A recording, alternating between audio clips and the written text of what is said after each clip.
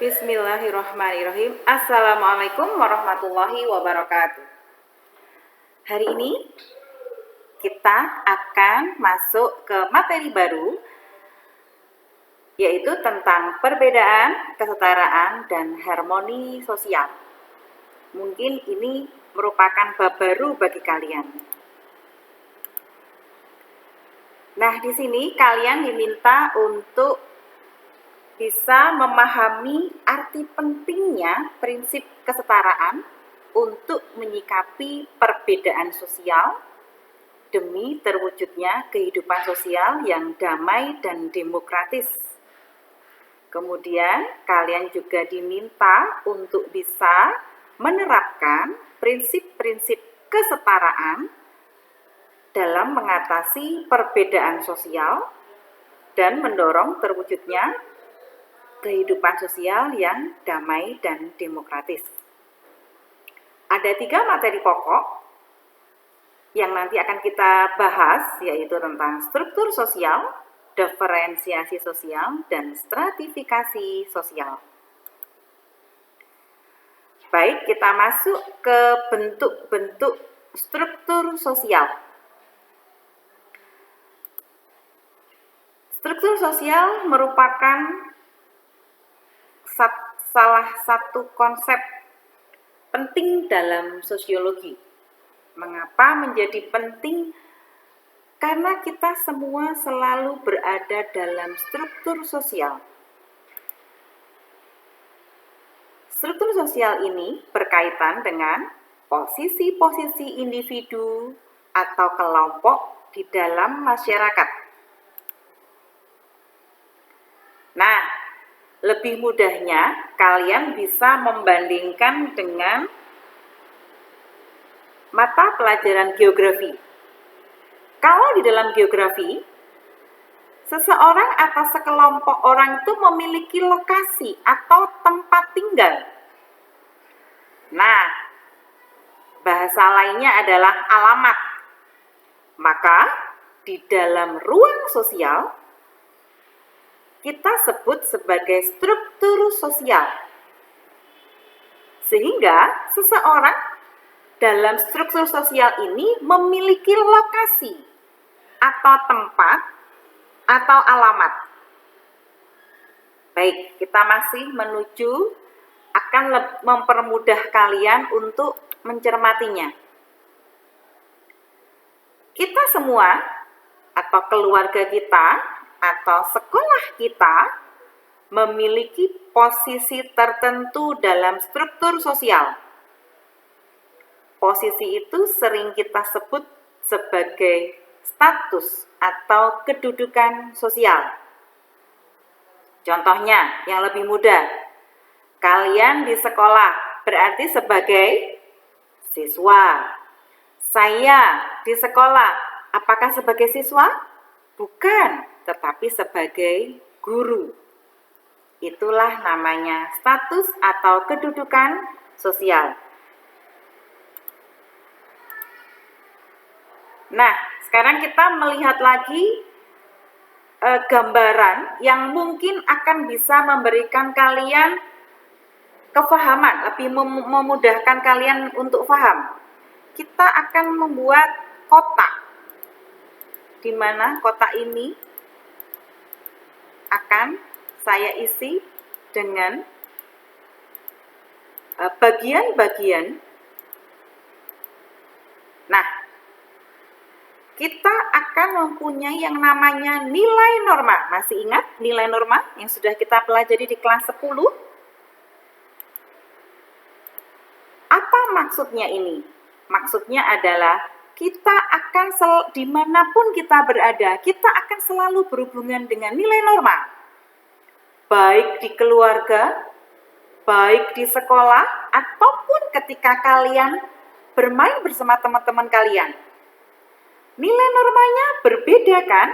Contoh, ketika kalian di sekolah, kalian bisa menggunakan baju bebas, kemudian harus patuh pada kakak dan orang tua tentunya. Tapi mungkin kalian tidak perlu patuh sama adik. Tetapi bagaimana ketika kalian berada di sekolah, di pertemanan atau di sekolah? Ketika kalian sekarang sudah kelas 11, apakah kalian tidak harus menghargai adik kelas kalian yang kelas 10? Oke, itulah nilai norma. Kemudian di dalam struktur sosial juga ada lembaga sosial. Kenapa ada 5? Karena ada 5 lembaga sosial yang pokok. Yang pertama adalah lembaga keluarga. Sekarang kalian berada di keluarga? Ya, karena pandemi ini kita semua online, belum bertatap muka di sekolah. Kemudian yang kedua adalah lembaga pendidikan, yang selama ini kita bisa bertemu. Kapan kalian bertemu dengan saya? Ketika di sekolah. Kemudian ada lagi lembaga ekonomi. Mungkin saat ini juga dekat dengan kalian. Ketika kalian membutuhkan sesuatu makanan, kalian harus ke warung, harus ke toko, atau mungkin mengantar ibu ke pasar.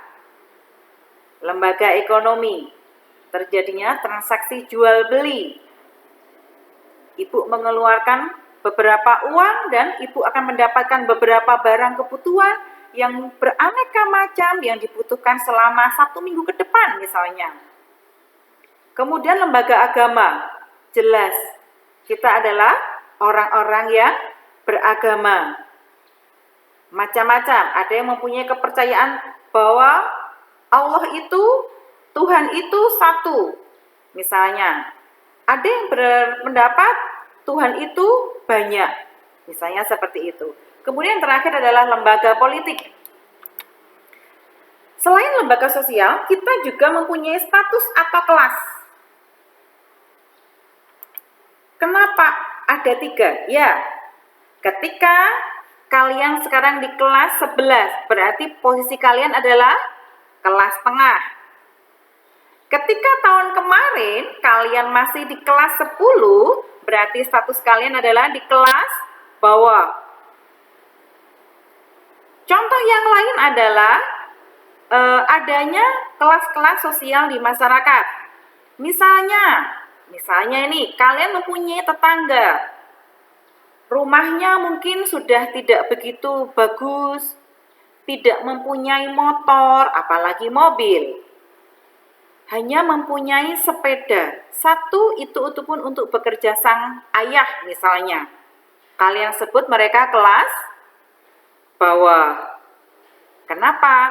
Karena tadi dari rumahnya yang sudah reot, kemudian mereka tidak memiliki motor, misalnya seperti itu. Bisa dipahami? Biasanya pekerjaan mereka juga pekerjaan yang tanpa mengecilkan jenis pekerjaan pemberian Allah, mungkin misalnya tukang parkir, walaupun mereka sangat bersyukur mendapat pekerjaan seperti itu, tetapi ada kemungkinan penghasilannya tidak mencukupi untuk kebutuhan sehari-hari, sehingga sang ibu juga harus mencari pekerjaan tambahan lainnya. Kelas menengah misalnya, kalau di dalam masyarakat, contohnya adalah, ya kalian bisa mencari sendiri. Kemudian kelas atas atau status sosialnya di atas, misalnya para menteri, para pejabat. Bisa dipahami? Nah, kecuali nilai norma, lembaga, status atau kelas, kita juga selalu berada dalam kelompok sosial. Contohnya kelompok. Ya, ini. Contohnya, kalian sekarang berada di rumah, kalian mempunyai kelompok bermain dengan tetangga. Mungkin tidak satu jenjang, tidak sama-sama SMA. Ada yang kalian punya teman yang mahasiswa, kemudian kalian juga punya tetangga, jadi teman juga, anak SMP, misalnya. Nah, itu kalian bermain bersama, misalnya seperti itu. Atau kalian sharing bersama. Itu misalnya. Kelompok lainnya adalah kalian punya kelompok di dunia maya. Facebook, Instagram, misalnya seperti itu. Semoga bisa dipahami. Kita lanjut. Bagaimana mengetahui posisi kita dalam struktur sosial? Sama dengan ruang geografik, ruang sosial juga memiliki dimensi horizontal dan vertikal.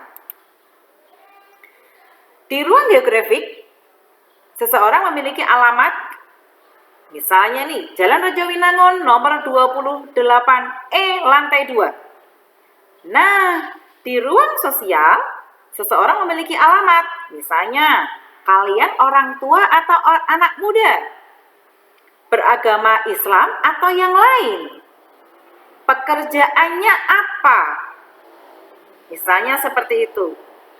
Kemudian pengikut setia siapa nih?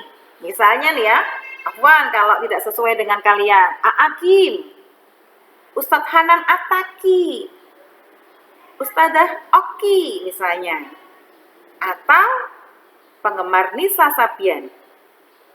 Kalian bisa memasukkan sendiri mana yang kalian suka. Wah, aku nggak suka semua ini, saya sukanya yang lain. Boleh-boleh saja. Nah, sekarang kita masuk ke parameter struktur sosial. Parameter, jadi ukuran yang ada dalam masyarakat. Ada 2 parameter, yaitu parameter graduate dan parameter nominal. Prinsipnya ini dulu. Nanti yang lain kita bahas di pertemuan berikutnya. Parameter graduate itu adalah berjenjang, ya, bertingkat. Contohnya adalah kekuasaan, kasta, tingkat pendidikan, dan lain-lain. Sedangkan parameter nominal adalah tidak berjenjang atau tidak bertingkat. Contohnya adalah suku bangsa, ras, jenis kelamin, dan lainnya.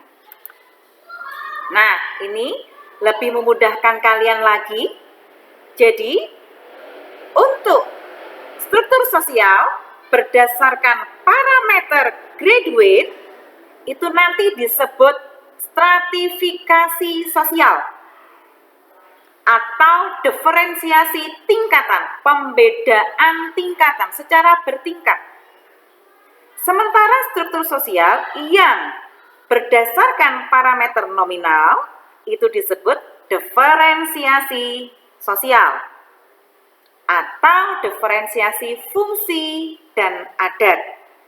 Tadi di depan sudah kita bahas, kita akan membahas 3 topik utama adalah struktur sosial, diferensiasi sosial, dan stratifikasi sosial.